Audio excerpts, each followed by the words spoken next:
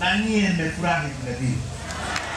Muungano wa vyama vya kidemokrasia duniani IDU umemchagua mwenyekiti wa chama cha demokrasia na maendeleo Chadema Tundu Lissu kuwa sehemu ya jopo la makamu wenye viti wa umoja huo. Katika taarifa iliyotolewa na Chadema leo, imesema Lissu amechaguliwa kutokana na rekodi yake ya kuwa na msimamo usioyumba katika kupigania haki, utawala bora na demokrasia nchini. Wajumbe wa mkutano wa IDU walitanabaisha kuwa kwa uzoefu wake katika mapambano ya kutafuta demokrasia ya kweli, haki na uhuru wa kweli, Mheshimiwa Lissu atatoa mchango mkubwa, imesema sehemu ya barua hiyo.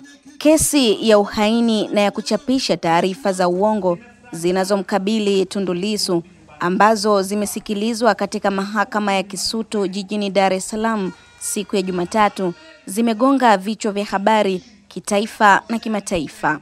Uhaini ni kesi ambayo ukipatikana na hatia, hukumu yake inaweza kuhusisha kunyongwa hadi kufa, na kesi ya kuchapisha taarifa za uongo inaweza kukuingiza katika faini au kufungwa gerezani si chini ya miaka 3 ama yote miwili. Agnes Peter, TMC News.